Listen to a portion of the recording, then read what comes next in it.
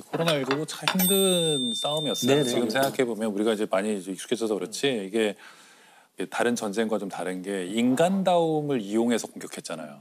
그러니까 우리가 사회적 동물로서 서로 친하게 지내고 싶고 다른 사람하고 밥을 먹고 싶고 술을 먹고 뭐 이렇게 가까이 지내고 싶은 어떤 그런 친교의 욕구, 친밀감에 대한 희구 이런 것들을 파고들었기 때문에 인간의 본성하고 되게 안 맞았어요. 이게 나하고 가장 밀접 접촉한 사람이 다 노출돼 버리니까.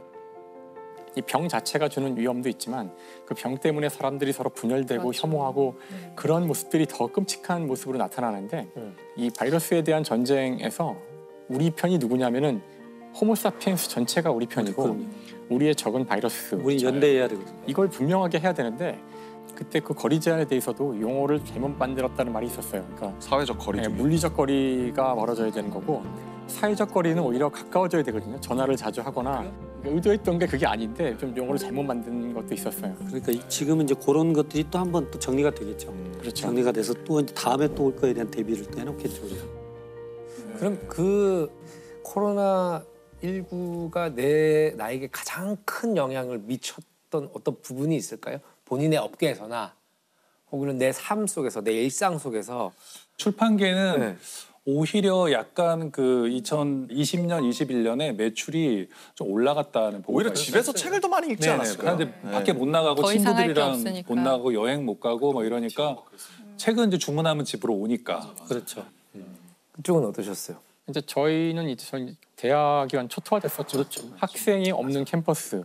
말이 안 돼. 상상도 정말- 못하는 일이었죠. 그때. 정말 우울한 캠퍼스의 모습을 보면서 예상할 수는 있지만 학생들이 대학에서 수업을 듣는 것만이 아니라 네. 자기들의 문화를 만들고 서로들 간에 모여서 맞아요. 사회를 만들고 이것이 얼마나 중요한지도 또 깨닫게 돼서 2년간 그게 없었잖아요.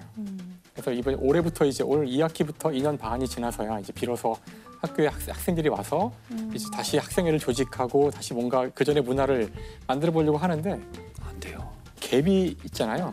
이걸 기억하는 사람이 별로 없어서 정말 저도 깜짝깜짝 놀랄 때가 많은데 학생회에서 와가지고 뭐 예를 들어서 저희가 MT를 가려고 합니다. 그래서 그래 MT 좀 가야지 너희들 지난 2년 반 동안 못 갔잖아.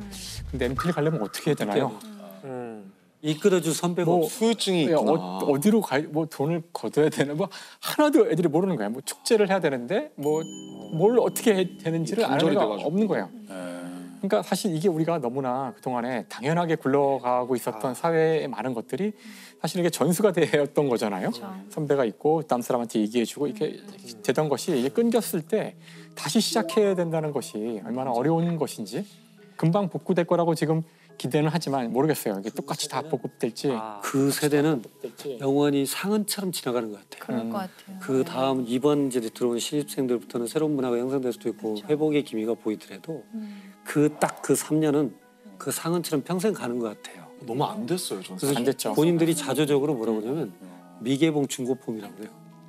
아직 까보지도 않았지만 중고가 돼버린. 2학년이 되고 3학년이 돼버리고. 저희 딸도 이제 고등학교에 입학하면서부터 지금 코로나 똑같죠, 시작돼서 그렇죠. 2년 지금 3년 마스크를 벗은 적이 없거든요 학교에서. 서로 얼굴을 모른대요. 맞아요. 예. 얼굴을 몰라요. 얼굴을 다 본 적이 한 번도 없었기 때문에 그리고 마스크 벗는 거를 약간 이제 싫어해요. 부끄러운 것, 생얼을 보이는 맞아, 것의 맞아요, 부끄러움으로. 근데 이제 하더라고요. 이제 밥 먹을 때는 벗을 수 있게 하라 그랬는데 그 자기를 보여주는 게 싫어서 밥을 안 먹는 아이들도 있고. 그러니까 지금 아이들의 그 사회성에 대한 문제는 사실 우리가 너무 심각하게 생각하지 않는 경향이 있는데 저는 이게 뭔가 사회의 문제를 일으키지 않을까 걱정도 많이 돼요, 사실. 이 친구들의 사회는 제가 아마 짐작할 수 없는, 제가 상상만 겨우 해볼 뿐인 것 같아요. 완전히 다른 거죠. 그런가 하면은 제가 전혀 생각지 못했던 변화가 저는 올 초에 이탈리아 여행을 갔는데 거기 이제 가이드 해주시는 분 겸 사진 작가가 계셨어요. 굉장히 거기서 오래 사신 분인데 여기 소매치기가 많다면서요. 이제 다 그래 듣고 네, 왔고 네. 저도 옛날에 또 몇 번 가봤지만 많다면서요. 누가 물어보니까 거의 다 없었어요. 그런 거예요. 왜 없었어요? 관광객이 안 왔잖아요. 그러니까 그 소매치기들이 자기 잡이 직장을 없어진 거예요. 네네. 한마디로. 그러면서 그럼 그 사람들은 지금 다시 뭘 하고 시작하면 있는 되잖아요. 그랬더니 이 사람들이 딜리버리가 훨씬 돈이 되는 걸 알아버렸어요. 배달. 네. 그래서 소매치기는 저희가 가 있으면서 들은 적도 없고 본 적도 없어요. 한참 저는 이제 법의학적으로 보면 재난 불평등이라는 표현을 저희는 하는데 같은 파도가 치면 약한 사람이 먼저 쓰러지거든요. 네. 혹시 기억하실지 몰라도 그 코로나 시기 때 희한하게 가정폭력 또 영아 살해 뭐 아동 학대 뭐 이런 게 많았어요. 아이들도 도망갈 데가 없고 없죠. 네, 네. 어떻게 나갈 수가 없는 거예요. 그런 부분이 우리가 좀 다시 한번 돌아봐야 될 것 같기도. 아직도 코로나19와 싸우고 있는 의료진들, 잊혀진 채 싸우고 있는. 맞아요. 그래도 여전히 계속 막 중환자도 발생하고 있고 누군가는 ICU에 들어가고 막 이렇게 하고 있을 거 아니에요. 네. 계속해서 사망자도 발생하고 있는데 지금 이제 잊혀진 채 싸우고 있잖아요. 그래서 이럴 때 한 번쯤 이렇게 생각해 보면 어떨까. 최근에 좀 다시 확진자가 많이 느는 추세라고 하더라고요. 2번, 3번 걸리시는 분들이 굉장히 네, 많다고 네. 하더라고요. 확진자가 늘어났다는 거는 의료진들이 그만큼 부담이 있다는 건데 또 이제 연말 되면 연말에 또 만나야 될 사람들도 만나야 되고 네. 또 힘든 시간들이 좀 맞아요. 있지 않을까. 근데 저는 모르겠어요. 이제 한 3년 됐잖아요. 이렇게 오래 갈지 아무도 몰랐잖아요. 그렇죠. 맞아요. 제가 그 2020년 초에 이게 발생하기 시작했을 때 아직 이름도 없을 때 네. 코로나19라는 이름도 없을 때 이게 그 당시에는 정확한 집계를 어디서만 하고 있었냐면 존스 홉킨스 대학의 통계가 가장 인용을 정확했어요. 그랬나요? 1월에. 그래서 아침에 일어나면 존스 홉킨스 대학의 홈페이지에 들어가서 사망자 몇 명, 그다음에 감염자 몇 명, 뭐 치료된 사람 몇 명 이거를 매일 적었어요. 한 2달 넘게 적었는데 나중에 우리나라가 가장 많아지면서부터는 안 적었어요. 그걸 적으면서 무슨 생각했냐면 이게 어쩌면 내 인생에 경험할지 모르는 가장 어쩌면 큰 전쟁일 것이다. 여기서 벌어지는. 그러니까 이게 코로나19가 바이러스와의 전쟁인데 이게 수식어로 그냥 레토릭이 아니라 네. 진짜 전쟁의 모든 속성을 다 갖고 있어요. 어떤 속성이죠? 전쟁. 네, 전쟁의 특성은 일단 사망자가 발생하죠. 이게 적이 공격해 오는데 적과 맞서 싸우려면 이쪽에 군인들이 필요하잖아요. 그 군인들이 말하자면 의료진인 거죠.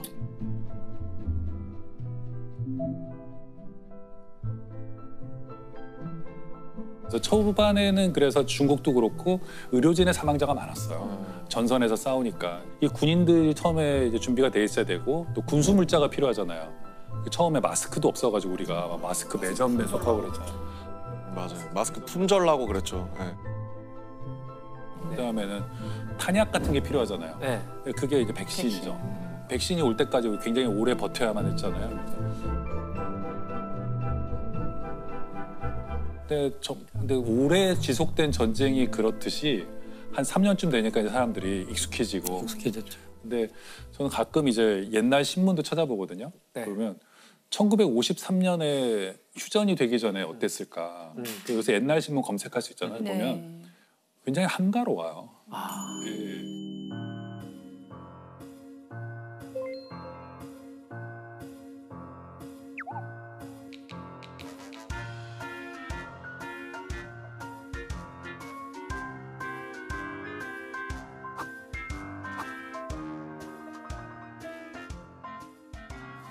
네, 그러니까 휴전선에서만 계속 일진일퇴의 공방이 벌어지고 있고 뭐 임시 수도인 부산이라든가 이런 데서는 일상이 회복되고 있었던 거죠. 네. 그래서 보면서 이거 되게 비슷하다. 우리 지금 삶하고 어디선가는 서서히 무뎌지면서 이제 뭐 그냥 일상을 살아가고 있지만 뭐 어디선가 누군가는 계속 이제 그걸 직면하고 있는 거죠. 그리고 2020년에 겪었던 이거 의료진들의 무슨 예를 들면 PTSD 같은 게 지금이라고 없을 리도 없잖아요. 그렇죠. 죽음에는 무뎌지지 않으니까 그들은 계속 어떤 심리적인 문제도 겪을 것이고 또 막 이런데 어쨌든 가장 큰 차이는 현재는 사람들이 별 관심이 없다는 거. 그래서 뭐 그분들을 이게 뭘 얘기를 하고 싶었어요. 저도 그 즈음에 이제 저희 가족분이 아프셔가지고 이제 그 코로나로 그런 건 아니었는데 종합병원 진짜 전쟁터였어요. 내가 보호자인데 왜 병실에 못 들어가냐부터 시작해서 여기저기 싸우는 소리예요. 네. 근데 그 의료진들은 얼굴이 딱 봐도 이분들 잠을 못 잤어요. 그렇죠. 머리도 다 엉망이고. 그런데 와, 나 같으면 못하겠다. 나 같은 직업이 저거라도. 아직도 현장에서 고생하시는 분들이 굉장히 많이 계시죠. 그러게요. 코로나19 초기에는 그 의료진의 자녀들을 학교에 등교시키지 그것도 말라는 있었어요. 그런 게 뭐 여러 나라에서 보고됐어요. 너 엄마가 간호사잖아. 그러면 환자들이랑 너 접촉할 환자 거잖아. 했으니까 오지 마. 그러니까 그래가지고 의료진 집에 아예 못 갔었어요. 네. 집을 못 들어가는 거예요. 집에서 좀 안 그 왔으면 병원에 좋겠다. 입원 환자 있다면서 못 오고. 그러니까 전쟁 중인데 군인들을 우리가 탄압하고 군인 자식들을 집에서 막 그 오히려 혐오하고 그러는 거죠. 그 공포를 느꼈던 것 사람들이 같아요. 두려우니까 계속 그렇게 찾는 거죠. 이 코로나가 종식이 될까요? 이미 종식 돼간다고 봐야 돼요. 왜냐하면 재감염되는 사람들이 있다는 것은 네. 또 이미 일상 속으로 들어와 있다는 거거든요. 감기화되는 거죠. 종식이라는 게 어떤 뜻인지 또 생각해봐야 그렇죠. 되는데. 완전히 종식이란 완전히 무엇이- 없어질 수는 없잖아요. 뭐든지. 내 친구 종식이. 이제 익숙해요. 뭐지, 김종식인가? 뭐 잠깐 생각했는데 전쟁은 끝날 것인데 이제 전에 작년인가 제가 신의 화살이라는 책을 봤거든요. 이제 그런 전염병 팬데믹만 연구하시는 뭐 뉴욕의 무슨 학자신데 근데 그분이 모든 팬데믹의 어떤 진행 과정들을 이제 보신 결과 뭐 로맨스의 폭발 같은 것도 우리가 생각해 볼 수 있다. 로맨스 대폭.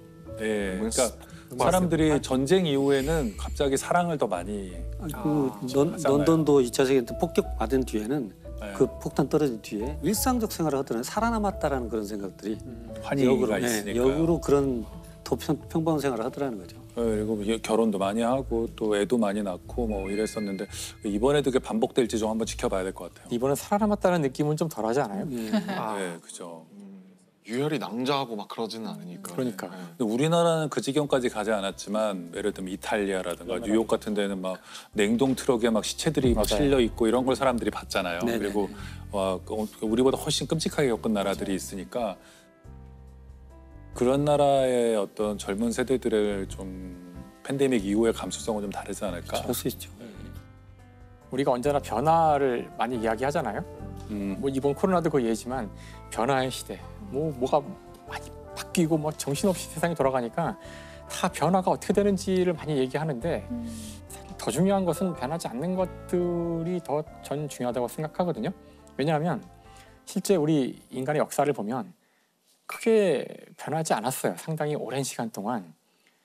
변화가 중요해진 것은 19세기 산업혁명 때부터 그런 거지. 솔직히 아무도 모르거든요.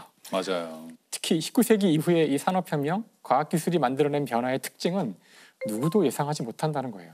맞아. 왜냐하면 이 과학기술은 그 속성상 그 이전에 존재하지 않았던 것들이거든요. 맞아요. 플라스틱도 존재하지 않았고 30년대에 플라스틱이 만들어진 이후 어떤 미래가 올지를 예상하는 사람이 있을 수가 없어요. 이건 존재하지 않았던 물질이거든요. 결국 이 물질이 세상을 뒤덮을 지경까지 왔는데 아무도 몰랐죠. 따라서 이 변화를 예측한다는 게 얼마나 무모한 짓인지 때로는. 그렇다면은 오히려 변하지 않는 거를 먼저 챙기고 변하지 않는 것들을 다 챙기고 나면 사실 변하는 걸 찾기도 쉽거든요. 맞아요. 저는 결국에 코로나를 비롯해서 어떠한 장벽이 우리에게 닥쳐오더라도 결국에 바뀌지 않는 거는 우리 인간은 인간을 사랑하고 있다는 것 같아요. 우리는 서로를 필요로 하고 서로를 도우려고 하고 서로가 서로에게 좋은 도움의 손길을 계속 잡아주는 존재들이기도 했고 그건 어떤 어려움이 있더라도 우리 인간이 인간을 생각하는 마음은 아마 바뀌지 않을 거라고 일은 생각해요. 뭐 새로이 해석하고 재해석하고 싶은 상이 있으시다면 그렇죠. 이제 우리 교수님 뭐 이그 노벨상이 있듯이 다인상이라는 게 있어요. 네네. 뭐 어처구니 없는 실수로 돌아가신 분.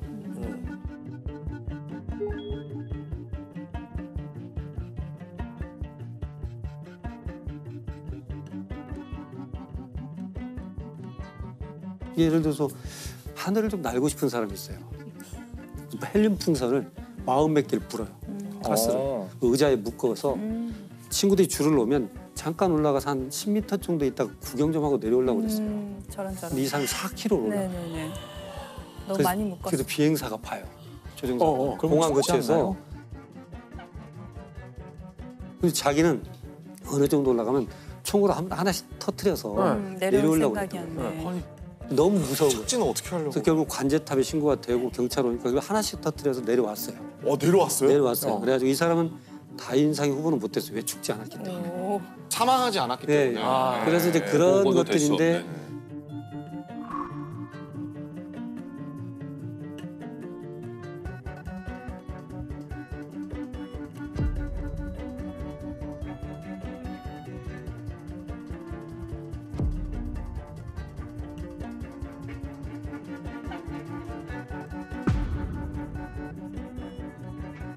실은 그걸 보면 좀 희화돼 있어요. 그렇죠. 그리고 막 조롱하는 것들도 많이 써 있고 그러는데 실은 이제 죽음을 갖고 그렇게 얘기하는 건 저도 실은 불편한 일이고요. 이제 왜 다윈상인가 하고 봤더니 뭐 진화 생물학적인 관점에서 이런 유전자는 남으면 안 된다. 도태돼야 되는. 네, 그러니까 이게 너무 왜 여기에 다윈의 이름을 쓰는지 이제 다윈의 본인은 그 상이 자기 이름 본인도 억울할 거예요 지금 이런 그런 거 네, 싫어할 것 당연히. 같아요.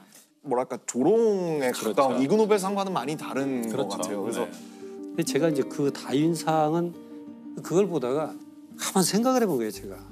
어떻게 보면 우리는 굉장히 불안한 세상을 살고 있는데 안전하고 치밀하게 계획된 그런 시스템 하에 살고 있다는 착각 속에 사는 거 아닐까. 그러다가 어처구니 없는 일을 당하고 보니 이렇게 불안한 사회에서 우리가 이런 걸 느낄 수 있는 사건들이 자그마한 것들이 있을 거라는 생각이 드는 거예요. 그래서 우리가 이제 하이니 법칙이라고 네. 1대 29대 300 그러잖아요. 네. 하나의 큰 사건이 생기기 전에는 그보다 좀 적은 것이 29건 정도 미리 발생하고 더 작은 것은 한 300건 정도 미리 발생한다. 굉장히 고도화되고 안전한 사회는 300건 때 이미 캐치가 되죠. 그런 것들을 단발성으로 그 사람들만 문제가 있었던 걸로 봐서는 안 된다.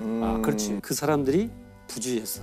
거봐 왜 그러지 저 말라고 사람들이 했었어. 바보라서 그래. 그렇죠. 이게- 그렇게 생각하는 이게- 경향이 있다는 거죠. 네. 그게 아니고 그 사람들은 원래가 불안전한 시스템에서 우리 대신 희생한 사람이에요. 우리 대신.